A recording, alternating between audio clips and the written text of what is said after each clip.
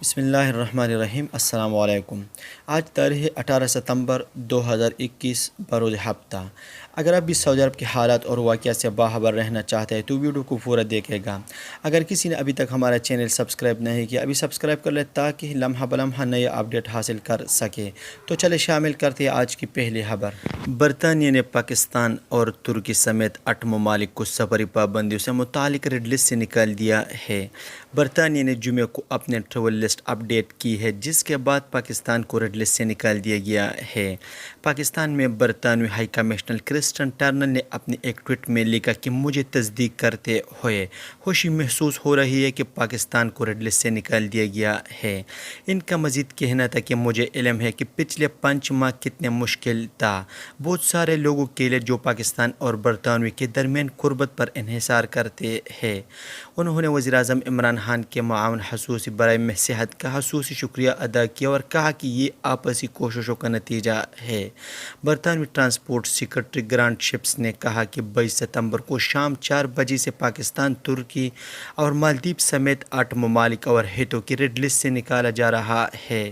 انہوں نے مزید کہا کہ مسافروں کو سہولت کی فراہمی کے لیے سفر کرنے والوں کے لیے ٹیسٹنگ کے عمل کو آسان بنایا جائے گا۔ سعودی وزارت حج عمرہ نے کہا ہے کہ عمرہ نماز اور زیارت کی تدریجی بحالی کے بعد سے اب تک 1 کروڑ زائرین کو حاضری کا موقع فراہم کیا گیا ہے۔ نئے اسلامی آغاز سے مختلف ملکوں کے زائرین کو 12,000 سے زیادہ عمرہ ویزے جاری کیے جا چکے ہیں۔ سرکاری خبر رساں ایجنسی ایس پی اے کے مطابق نائب وزیر حج عمرہ ڈاکٹر عبدالفتاح مشات نے کہا ہے کہ اس وقت ہر روز 8 شفٹوں میں 70,000 عمرہ زائرین کی گنجائش رکھی گئی ہے۔ ڈاکٹر عبدالفتاح مشات نے کہا ہے کہ توقع نائب اور اعتمرنا افراد اور اعتمرنا اعمال پلیٹ فارم کے ذریعے عمرہ نماز اور زیارت کے اجازت نامے جاری کیے جا رہے ہیں۔ انہوں نے کہا کہ عمرہ مسجد حرام میں نماز اور مسجد نبوی کی زیارت کے خواہشمند ویکسین کی دونوں خوراکیں لگوا لیں اس کے بغیر اجازت نامے نہیں ملیں گے۔ نائب وزیر حج عمرہ کا کہنا ہے کہ 12 برس اور اس سے زیادہ عمر کے لوگوں کو ویکسین حاصل کرنے کی صورت میں عمرہ اور نماز زیارت کی اجازت نامے دیے جا رہے ہیں۔ سعودی عرب میں دراندازوں کو روزگار فراہم کرنے، اندرون ملک ٹرانسپورٹ کی سہولت مہیا کرنے، رہائش کا بندوبست کرنے، کسی بھی شکل میں انہیں تعاون دینے یا مدد کرنے پر سخت سزائیں دی جائیں گی۔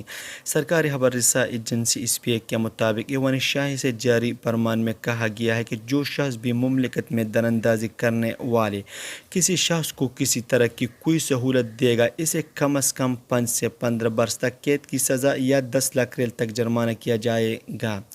بیان میں کہا گیا کہ جو بھی شخص اندرونی مملکت ٹرانسپورٹ کا بندوبست کرے گا، اسے پناہ گاہ فراہم کرے گا یا کسی بھی شکل میں اسے کوئی سہولت یا مدد مہیا کرے گا تو اسے بھی یہی سزا دی جائے گی۔ شاہی فرمان کے مطابق درانداز کو ایک جگہ سے دوسری جگہ پہنچانے کے لیے استعمال ہونے والی گاڑیاں ضبط کر لی جائے گی۔ پناہ گاہ کے لیے استعمال کیا جانے والے مکان بھی ضبط کر لیا جائے گا۔ اگر گاڑی یا رہائش کا مالک کوئی اور ہوگا تو ایسی صورت میں ٹرانسپورٹ یا رہائش کا بندوبست کرنے والے پر 10 لاکھ ریال تک کا جرمانہ ہوگا۔ شمالی حدود ریجن میں پولیس نے 4 سعودی کو حراست میں لے لیا جنہوں نے اپنے سوشل میڈیا کے اکاؤنٹ کو مقبول بنانے کے لیے ایک ساتھی کو یرغمال بنا کر اس پر تشہیر مادہ پھینکا تھا۔ سعودی خبر رساں ایجنسی ایس پی اے کے مطابق ریجنل پولیس ترجمان کرنل میتب الخمیس کا کہنا ہے کہ پولیس کو سوشل میڈیا پر اپلوڈ ہونے والی ویڈیو ملی جس میں 4 افراد کو ایک شخص پر تشہیر مادہ پھینکتے ہوئے دکھایا گیا تھا۔ ملزمان نے سوشل میڈیا پر اپنی ویڈیو وائرل کی جس کا مقصد فالورز کی تعداد کو بڑھانا تھا۔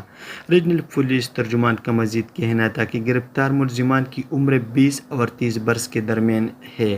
چاروں ملزمان کے خلاف قانونی شکنی کے متعدد دفعات لگائی گئی ہے جبکہ سائبر کرائم کے قانون کے تحت بھی ان پر مقدمہ دائر کیا گیا ہے۔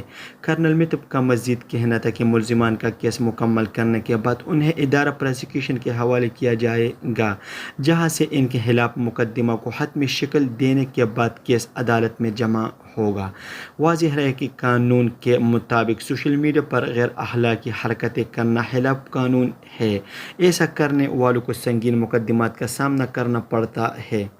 مسجد حرام میں حجر اسود کے ہول اور رکن یمانی کی مرمت کا کام مکمل کر لیا گیا ہے۔ سعودی پریس ایجنسی کے مطابق ماہرین کی خصوصی ٹیم سے یہ کام مکمل کیا گیا ہے۔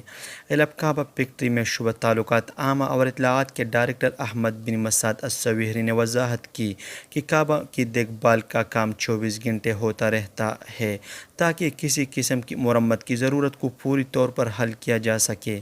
کعبہ شریف کے مختلف حصوں میں مرمت کے لیے تربیت یافتہ اور قومی ٹیم مختص ہے جو مسجد حرام میں اعلاب کعبہ کا انتظام، اس کی دیکھ بھال اور صفائی کا کام کرتی ہے۔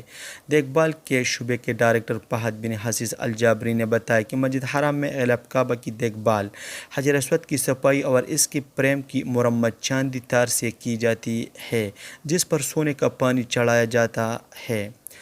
ایتا آج کا چند نیوز۔ السلام علیکم۔